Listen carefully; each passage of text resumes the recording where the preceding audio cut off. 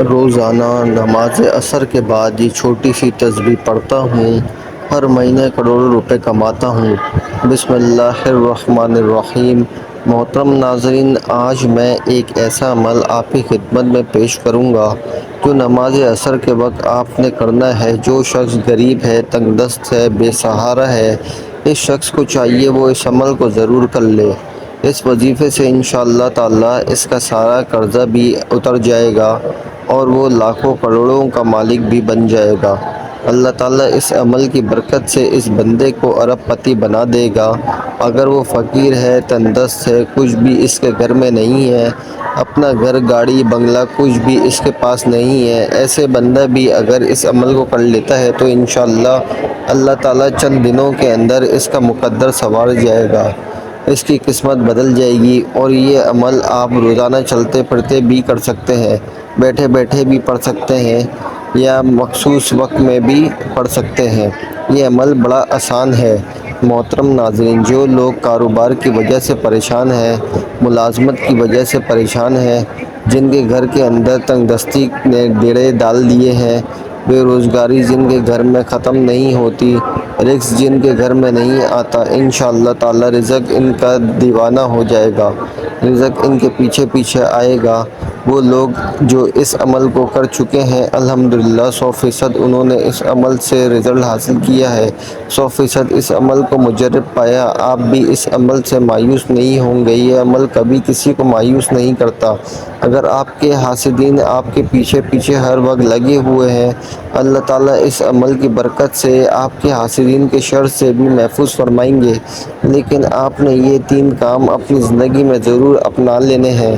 آپ کی اور آپ کی نسلوں کو اللہ تعالیٰ کسی کا محتاج نہیں ہونے دے گا۔ یہ میں آپ کو ایک بڑا اہم نکتہ بتانا رہا ہوں، اس پر توجہ کیجیے گا۔ اس کو اپنی زندگی میں اور اپنی اولاد کی زندگیوں میں داخل کر دیں، یا یقین جانیں آپ ارب پتی خرب پتی میں کھیلیں گے۔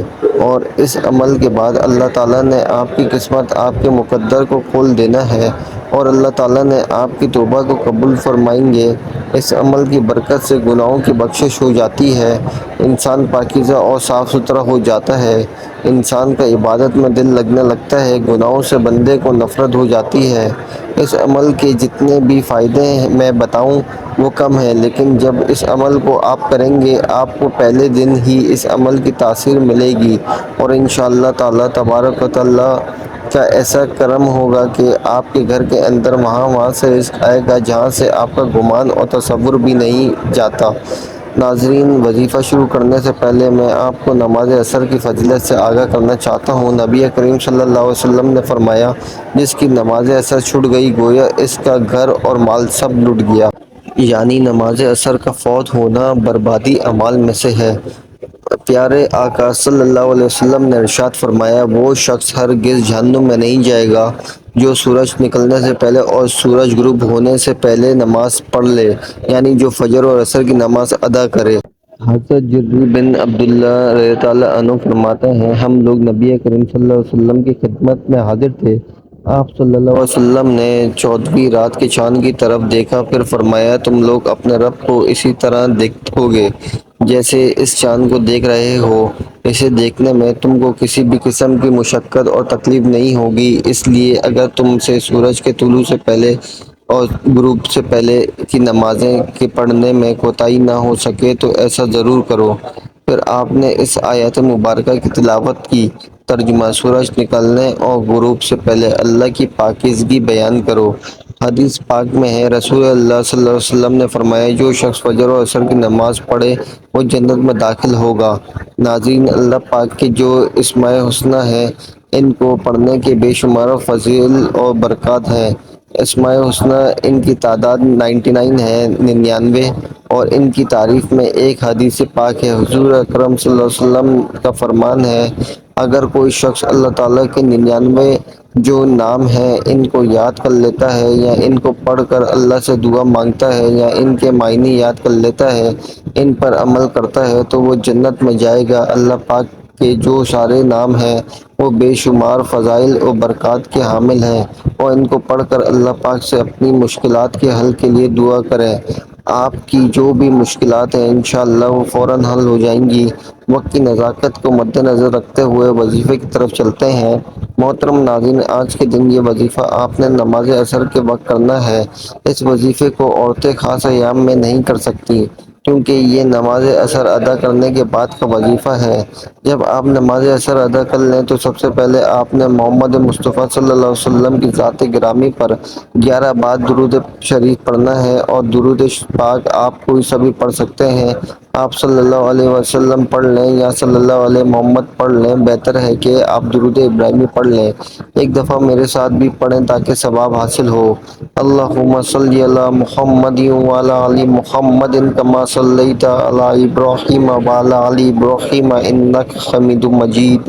اللہم بارک علی محمد وعلی آل محمد کما بارکت علی ابراہیم وعلی آل ابراہیم انک حمید مجید۔ جب 11 مرتبہ آپ لوگ درود پاک پڑھ لیں، بڑے اطمینان سے بڑے سکون سے پڑھیے گا، تو اس کے فوراً بعد آپ نے اپنے مقصد کی نیت کرنی ہے۔ ہر انسان کا مقصد الگ ہے، ہر انسان کی حاجت الگ ہے، ہر انسان کی خواہش الگ ہے۔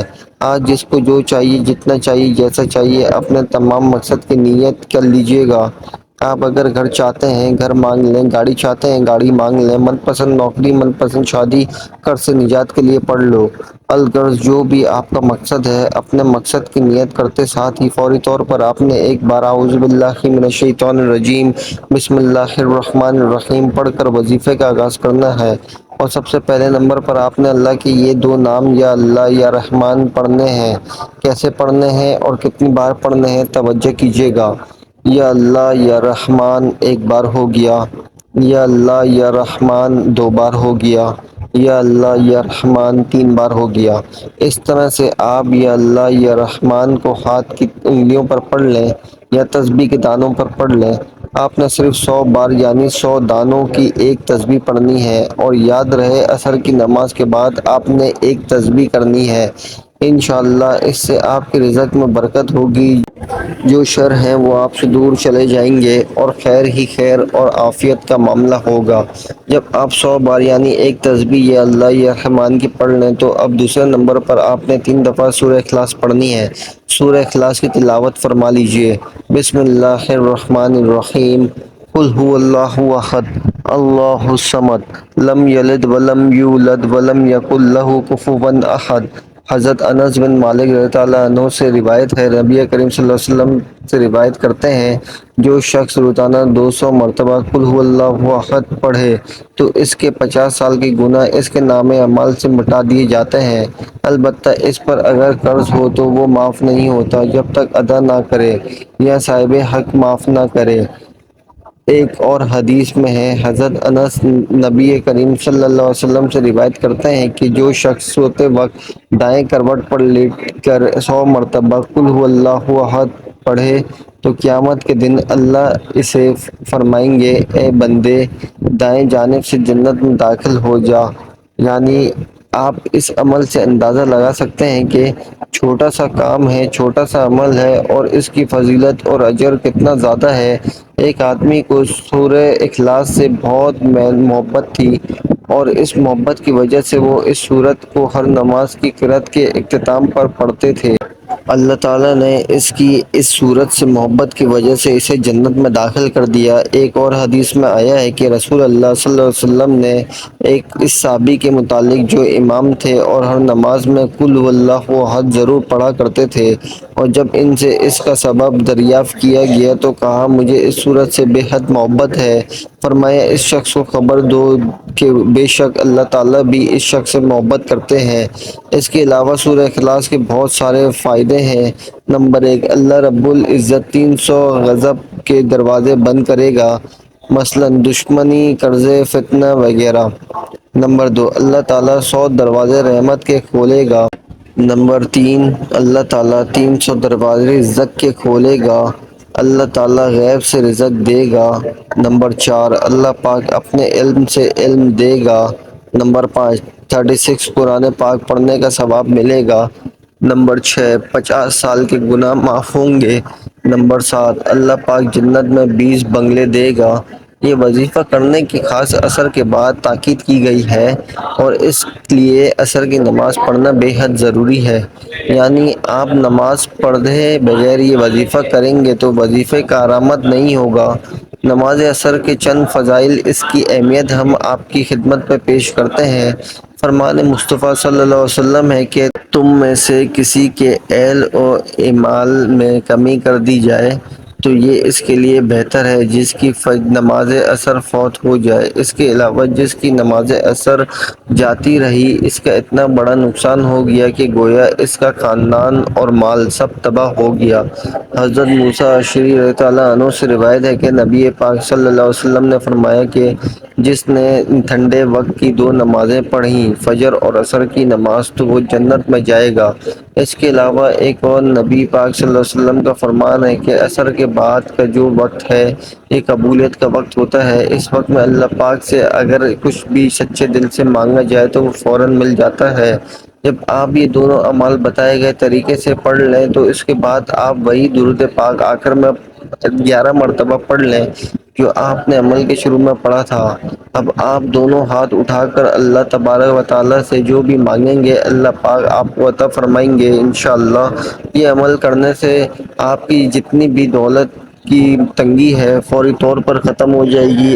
آپ جیسے ہی یہ عمل کریں گے آپ مالا مال ہو جائیں گے، آپ کی بند قسمت کے تالے کھل جائیں گے، آپ کی غیب سے مدد ہوگی۔ آپ یہ ایک تسبیح بتائے گئے طریقے کے مطابق پڑھ لیجئے، میرا رب راضی ہو جائے گا، اتنا نوازے گا کہ آپ کو خود بھی سمجھ نہیں آئے گا کہ کہاں کہاں سے دولت آ رہی ہے۔